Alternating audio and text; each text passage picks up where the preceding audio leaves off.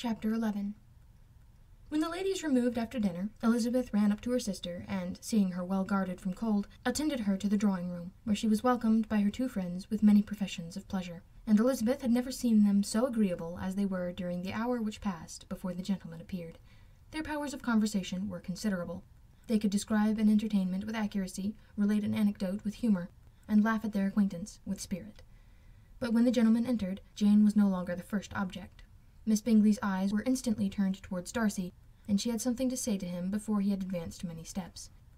He addressed himself directly to Miss Bennet, with a polite congratulation. Mr. Hurst also made her a slight bow, and said he was very glad. But diffuseness and warmth remained for Bingley's salutation. He was full of joy and attention. The first half-hour was spent in piling up the fire, lest she should suffer from the change of room, and she removed at his desire to the other side of the fireplace that she might be farther from the door. He then sat down by her, and talked scarcely to anyone else. Elizabeth, at work in the opposite corner, saw it all with great delight. When tea was over, Mr. Hurst reminded his sister-in-law of the card-table, but in vain. She had obtained private intelligence that Mr. Darcy did not wish for cards, and Mr. Hurst soon found even his open petition rejected. She assured him that no one intended to play, and the silence of the whole party on the subject seemed to justify her. Mr. Hurst had therefore nothing to do but to stretch himself on one of the sofas and go to sleep. Darcy took up a book, Miss Bingley did the same, and Mrs. Hurst, principally occupied in playing with her bracelets and rings, joined now and then in her brother's conversation with Miss Bennet.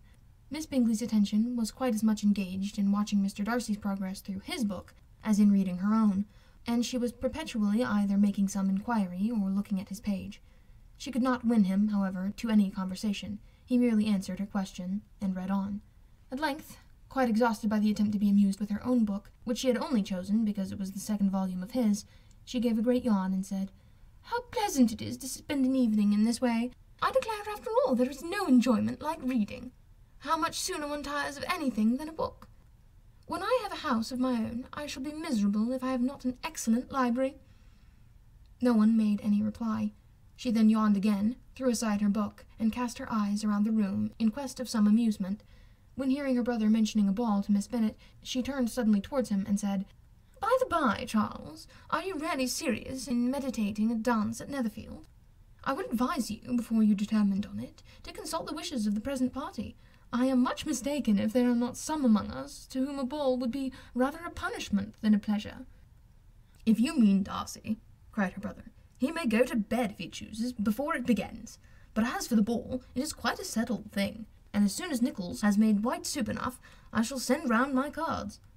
"I should like balls infinitely better," she replied, "if they were carried on in a different manner, but there is something insufferably tedious in the usual process of such a meeting. It would surely be much more rational if conversation, instead of dancing, made the order of the day." "Much more rational, my dear Caroline, I dare say, but it would not be near so much like a ball." Miss Bingley made no answer, and soon afterwards got up and walked about the room.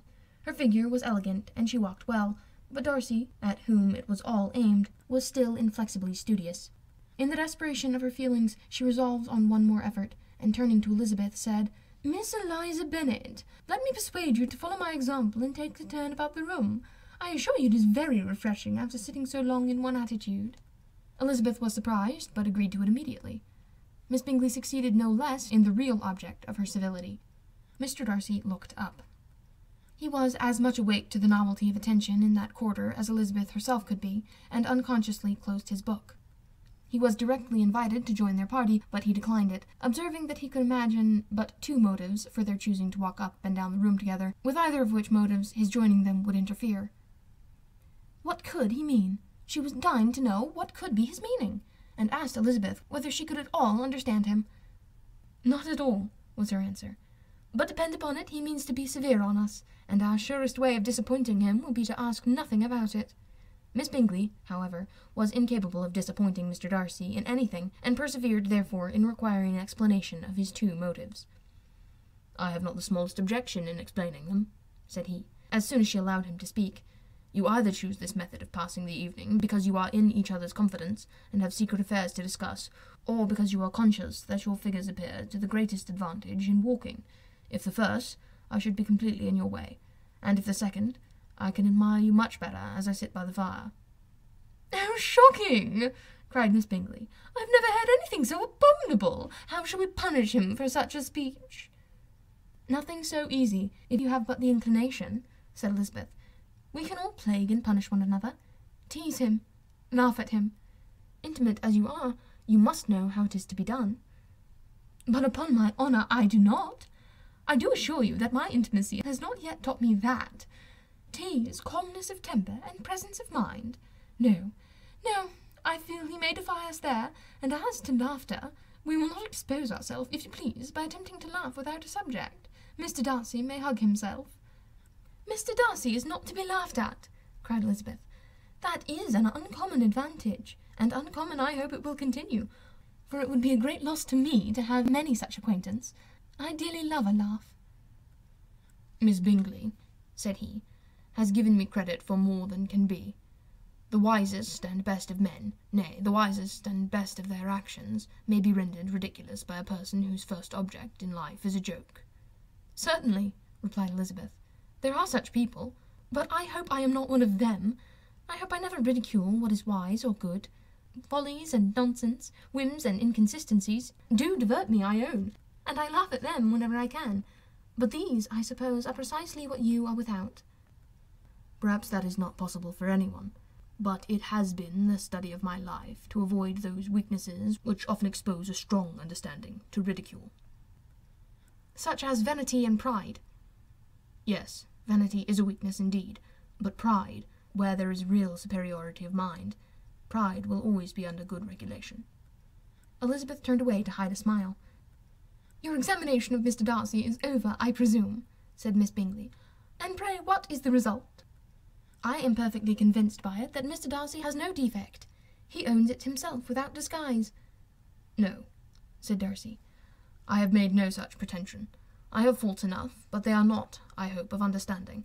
My temper I dare not vouch for. It is, I believe, too little yielding, certainly too little for the convenience of the world. I cannot forget the follies and vices of others so soon as I ought, nor their offences against myself. My feelings are not puffed about with every attempt to move them. My temper would perhaps be called resentful. My good opinion, once lost, is lost for ever." "That is a failing indeed," cried Elizabeth. "Implacable resentment is a shade in a character, but you have chosen your fault well. I really cannot laugh at it. You are safe from me." "There is, I believe, in every disposition a tendency to some particular evil, a natural defect, which not even the best education can overcome." "And your defect is a propensity to hate everybody."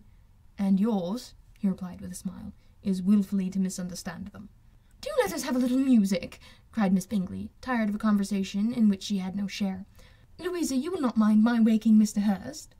Her sister made not the smallest objection, and the pianoforte was opened, and Darcy, after a few moments' recollection, was not sorry for it. He began to feel the danger of paying Elizabeth too much attention.